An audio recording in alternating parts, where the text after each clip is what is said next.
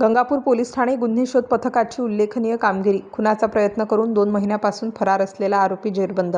Satpur police station Nashik शहर येथे दाखल गुन्ह्यात आरोपी नामे रोशन दिलीप जाधव हा गुन्हा करून फरार झाला होता.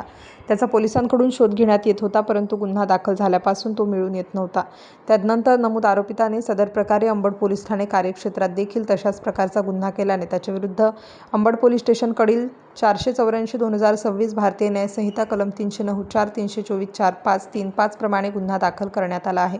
त्या अनुषंगाने गंगापूर पोलीस ठाणे कार्यक्षेत्रात फाशीचा डोंगर परिसरात नमूद आरोपी हा येणार असल्याबाबत गंगापूर पोलीस स्टेशनचे गुन्हे शोध पथकाचे अंमलदार गोरख साळुंखे यांना त्यांच्या गुप्त बातमीदारामार्फत माहिती मिळाली असता त्यांनी सदर बातमी गंगापूर पोलीस स्टेशनचे वरिष्ठ पोलीस निरीक्षक अशोक शरमाळे यांना दिली. त्यानुसार वरिष्ठ पोलीस निरीक्षक यांनी दिलेल्या सूचनेप्रमाणे शिवाजीनगर फाशीचा डोंगर भागात सापळा लावण्याबाबत आदेश दिल्याने सदरचा सापळा आयोजित करण्यात आला असता फाशीचा डोंगर पाझर तलाव या ठिकाणी नमूद इसम मिळून आला असता त्याने त्याचे नाव रोशन दिलीप जाधव, वय 25 वर्ष असं सांगितलं.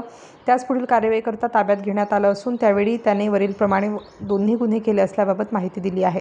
सदरची उल्लेखनीय कामगिरी गंगापूर पोलीस स्टेशनचे वरिष्ठ पोलीस निरीक्षक श्री अशोक शरमाळे, सहाय्यक पोलीस निरीक्षक तुषार देवरे, पोलीस उपनिरीक्षक भारत पाटील, पोलीस हवालदार गिरीश महाले, पोलीस हवालदार गणेश रहेरे, पोलीस हवालदार भागवत थविल, पोलीस अंमलदार प्रवीण केदारे, पोलीस अंमलदार गोरख साळुंखे, पोलीस अंमलदार सुजित जाधव, पोलीस अंमलदार तुळशीदास चौधरी, पोलीस अंमलदार बलदेव राठोड यांनी केली आहे. स्टार न्यूजसाठी मोहसिन पठाण, नाशिक.